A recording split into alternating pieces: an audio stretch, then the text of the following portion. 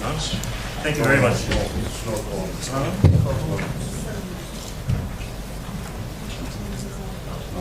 Okay, thank you very much.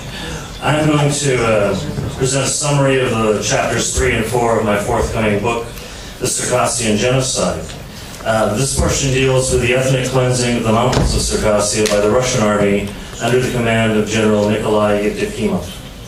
Yevdokimov assembled the Verkhnya Adadzexi detachment to drive the rest of the Circassians from their homeland.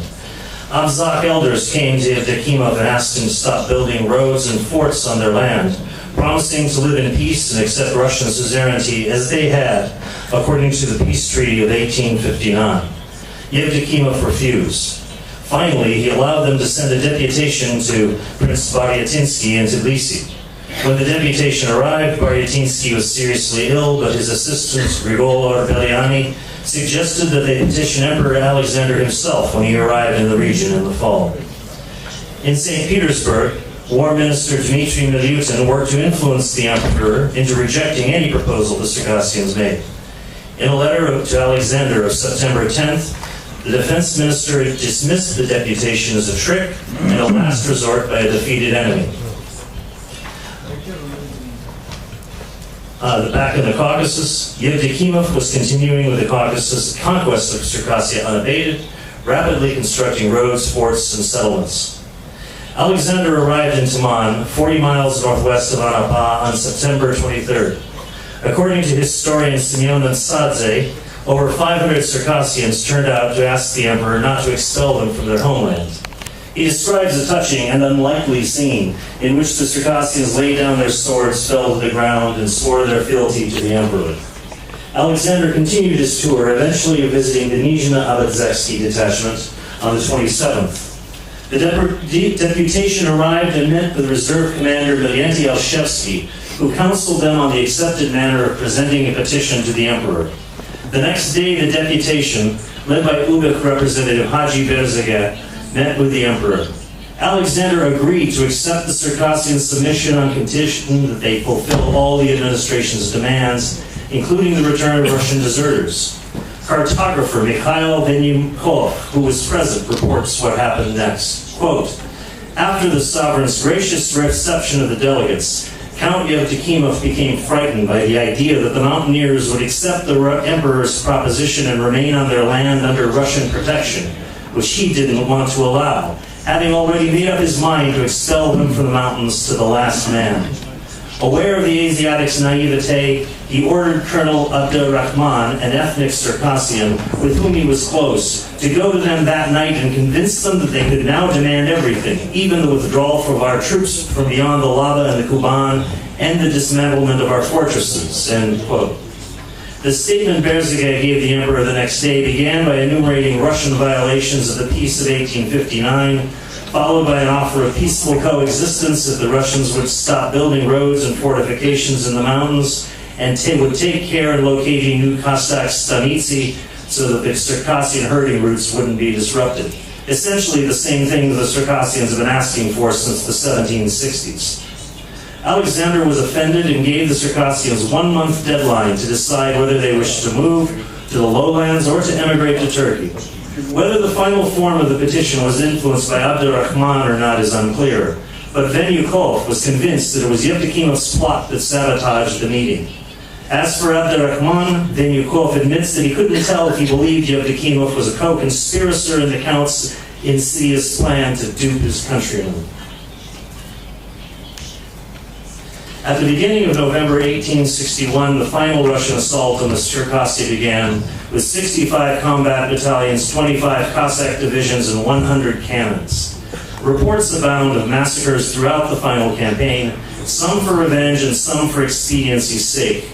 In an example of the former, in April 1862, the army gathered in the headwaters of the Fars River, 40 miles northeast of Sochi, and attacked the Circassians and Abazas there.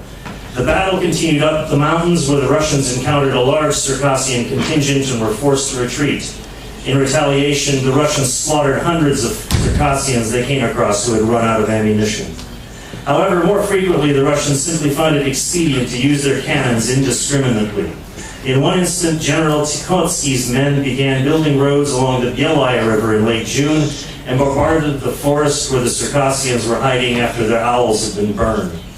Afterwards, there were numerous massacres in which Circassian fighters were apparently making good on an oath they had taken to die fighting. Russian troops combing the mountains and destroying owls were repeatedly attacked by Circassian forces that stood their ground even when being showered with cannon fire.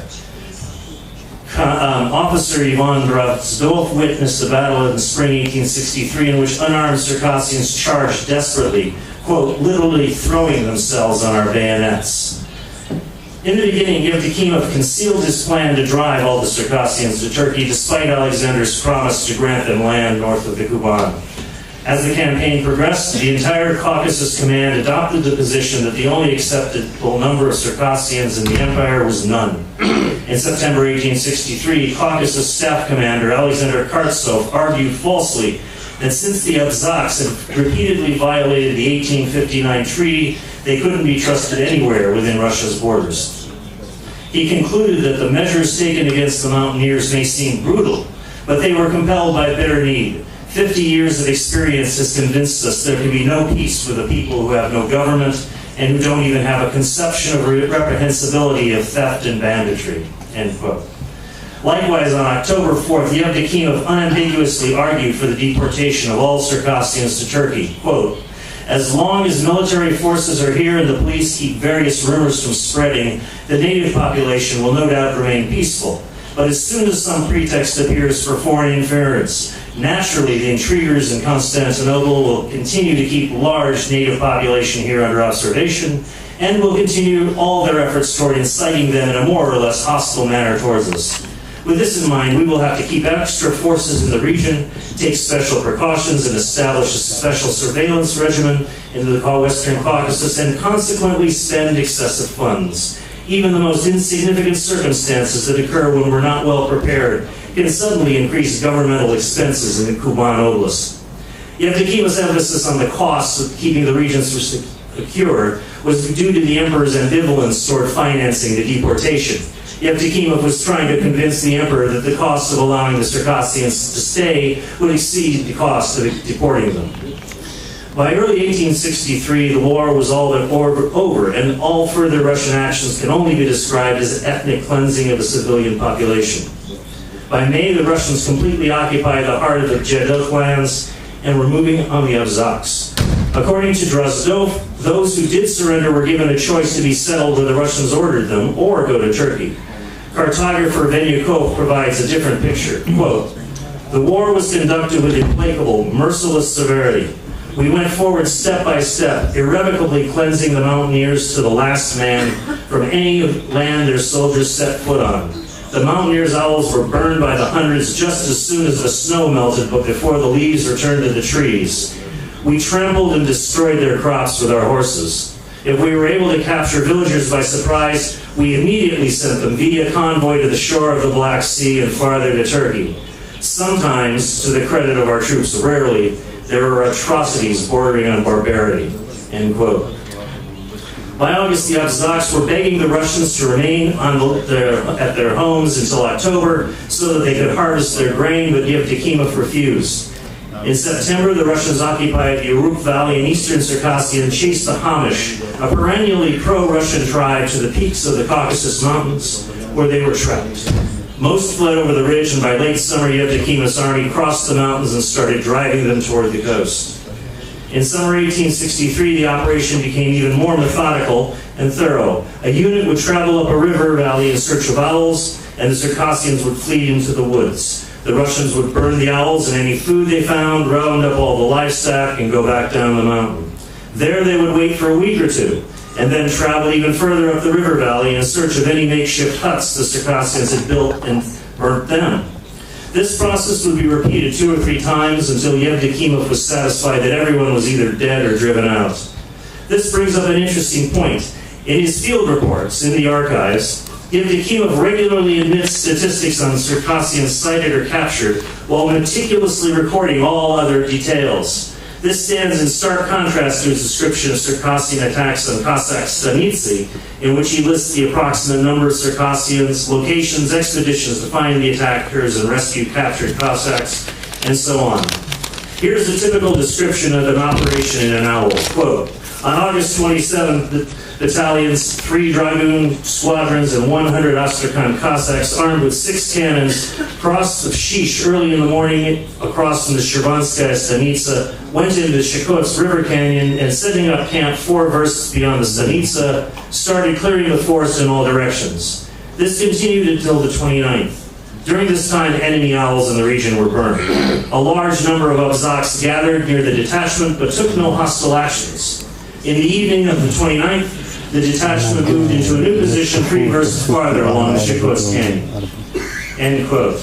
The obvious question, what happened to the Abzaks who gathered, is never answered. Also, what does Yevdokimov mean by a large number? Were there women and children? How many owls were burned? Were they occupied at the time? Yevdokimov never answers these questions.